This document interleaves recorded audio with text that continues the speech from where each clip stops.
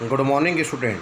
हमने पिछली कक्षा में पढ़ा था, पिछले कालखंड में हमने नियोजन के उद्देश्य और उसके बाद हमने पढ़ा नियोजन के महत्व या फिर उसकी आवश्यकता।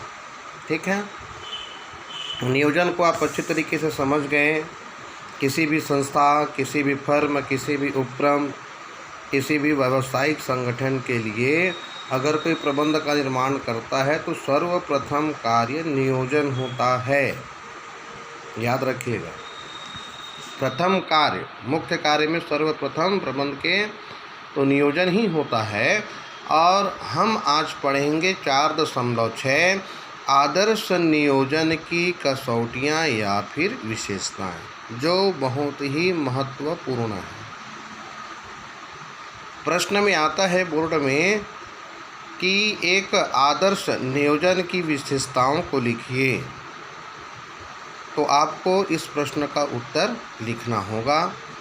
और ये प्रश्न मेरे ख्याल से कई बार भी पूछे जा चुके हैं, इसलिए यह और ज़्यादा महत्वपूर्ण हो जाता है। ठीक है, तो नियोजन की जो कसौटियां हैं या फिर आदर्श नियोजन की जो विशेषताएं हैं वो क्या हैं, तो इस पर देखते हैं।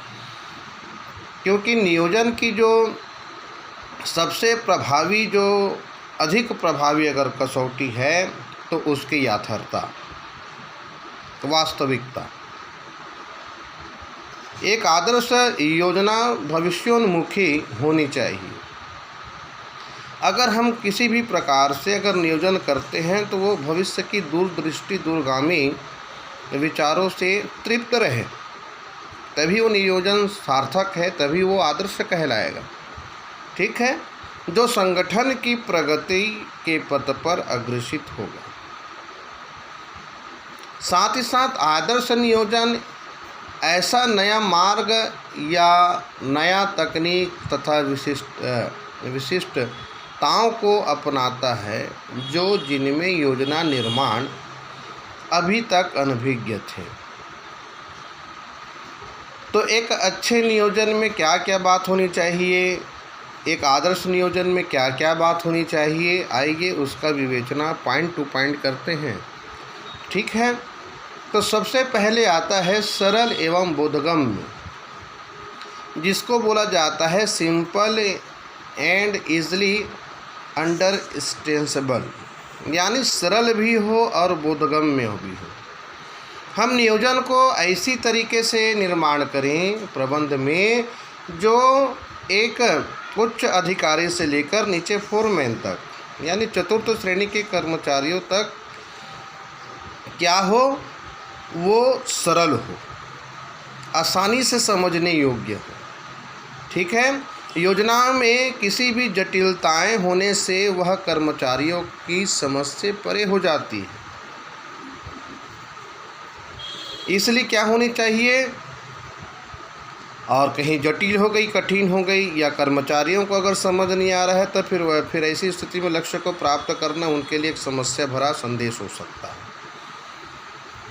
और उनका पूर्ण सहयोग नहीं मिल पाएगा।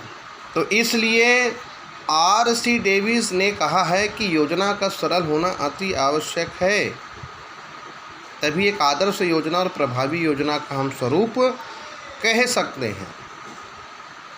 दूसरा है प्रयोजन तथा उद्देश्य का स्पष्ट होना। प्रयोजन तथा उद्देश्यों का स्पष्ट होना क्या है, देखिएगा, कोई भी संस्था हो, व्यावसायिक संगठन हो, उपक्रम हो, फर्म हो, तो वो क्या करता है, अपनी वित्तीय वर्ष के लक्ष्यों को स्पष्ट करता है और उद्देश्य को समाहित करता है। तो ऐसी स्थिति में क्या होता है, एक आदर्श नियोजन के लिए यह जरूरी है कि संस्था का संगठन के क्रियात्मक विभागों के उद्देश्य सुपरिभाषित एवं सुस्पष्ट हो। समस्त कर्मचारियों को यह भली भांति ज्ञात होना चाहिए कि प्रत्येक विभाग के क्या उद्देश्य हैं और किस प्रकार प्राप्त किया जाना है। उद्देश्यपूर्ण प्रबंध की स्थिति तो यह और भी अधिक महत्वपूर्ण है।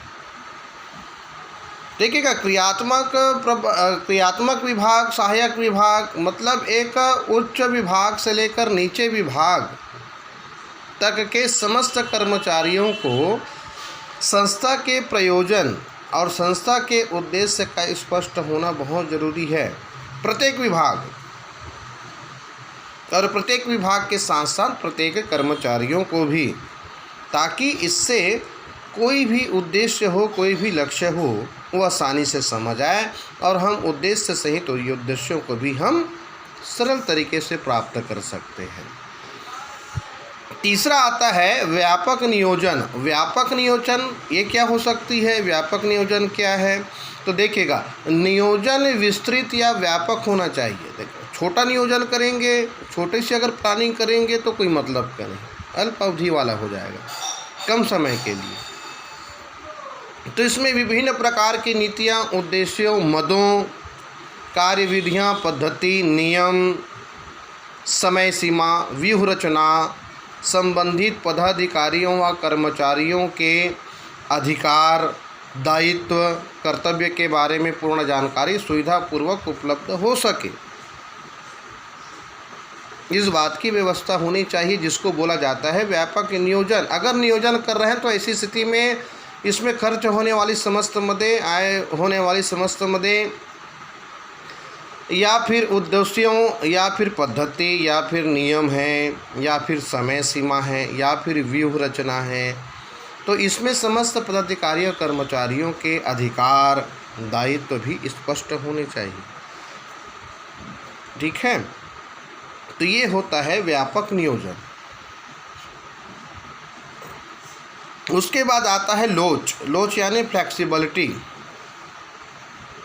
नियोजन में यह विशेषताएं होनी चाहिए कि बदलती हुई परिस्थितियों के अनुरूप उसमें आवश्यक समायोजन सरलता से किया जा सके। बदलती हुई परिवेश यानी हमने पिछले चैप्टर में पढ़ा था व्यावसायिक वातावरण या परिवेश, इसमें बाह्य शक्तियाँ रहती हैं और आंतरिक शक्तियाँ रहती हैं। तो आंतरिक शक्तियाँ तो अपने स्वयं के नियंत्रण में, लेकिन जब बाह्य परिस्थितियाँ जब निर्मित होती है तो ऐसे में प्रबंधकों के लिए बड़ा ही समस्या उत्पन्न हो जाती है। तो ऐसी हम प्लानिंग या नियोजन को बनाएं जो बदलती हुई परिवेश को सरलतापूर्वक समायोजित किया जा सके और उससे जूझा जा सके और उसका, है ना, समाधान भी निकाला जा सके। पांचवी बात है मितव्ययिता, इकोनॉमी। नियोजन में जो भी विकल्प चुने गए हैं वे सर्वोत्तम होने के साथ साथ मितव्ययी भी हो, कम खर्चीली हो।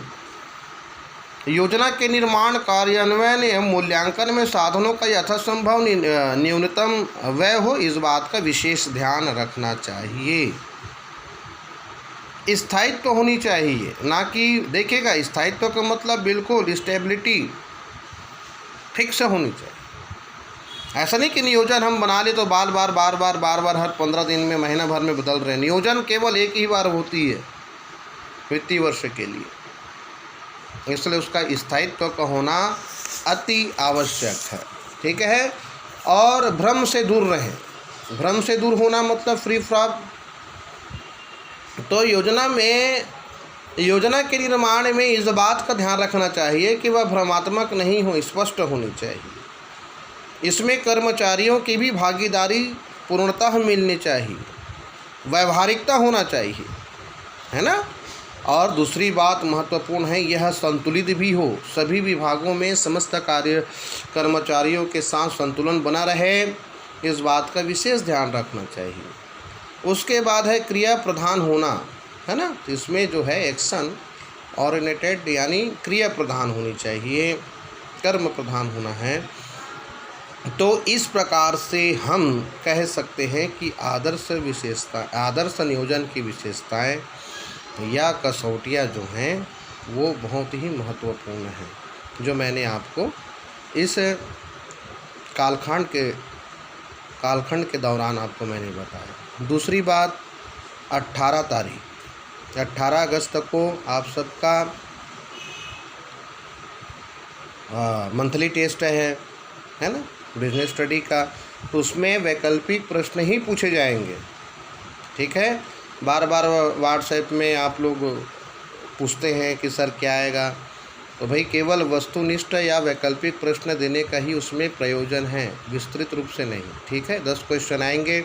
उम्मीद करता हूँ चैप्टर 1 से आप समस्त पूरे चैप्टर 1 को अच्छी तरीके से पढ़ेंगे, कहीं से भी प्रश्न पूछे जा सकते हैं वस्तुनिष्ठ, इसलिए आप अच्छे से दिलाएंगे। इन्हीं शुभकामनाओं के साथ आज के लिए बस इतना ही।